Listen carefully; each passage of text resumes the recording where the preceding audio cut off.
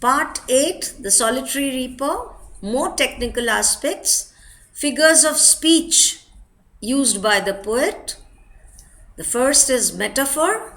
The poet compares the reaper with the nightingale and the cuckoo bird, respectively. He even claims that her song is more thrilling and more beautiful than that of the two birds. He uses apostrophe. The poem begins with it. It's a figure of speech in which an imaginary person or thing is addressed as if present and capable of understanding.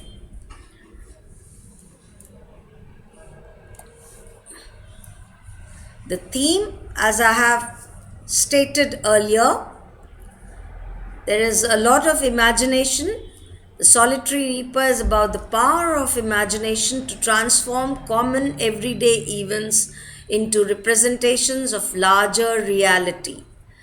Nature is the setting, nature is the background. There is this lonely maiden, lonely reaper who is singing while doing her routine work. This also dramatizes the unity of man and nature. The reaper is amongst the natural surroundings. She is doing her work, but the whole valley is filled with her song. There is echoing, and she is also being matched with musical birds. As I was mentioning,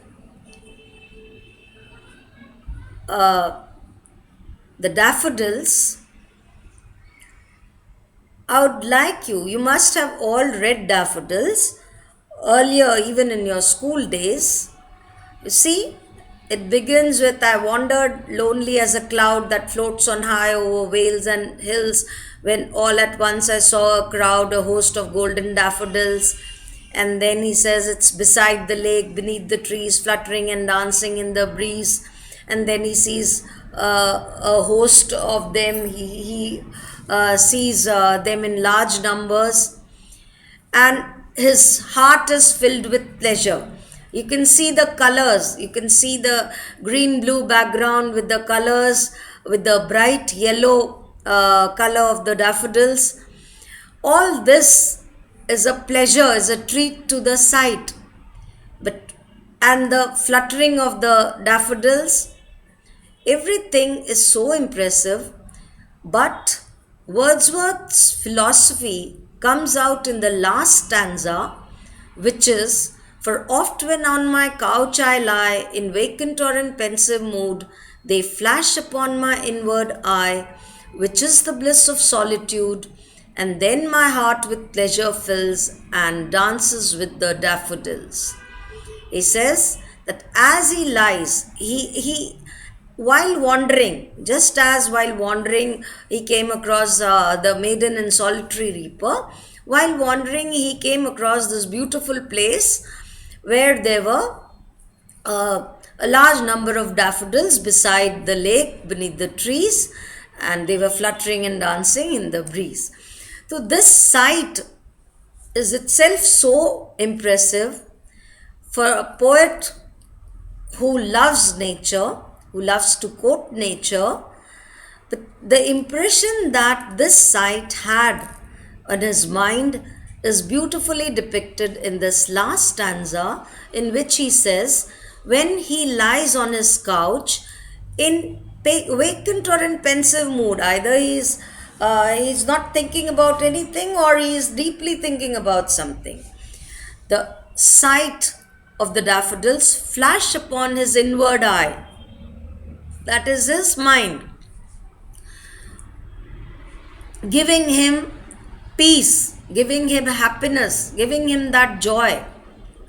And then his heart is filled with joy and he begins to dance with the daffodils. This is mental.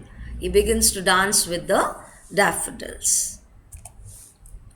The same you can see in these lines when he says of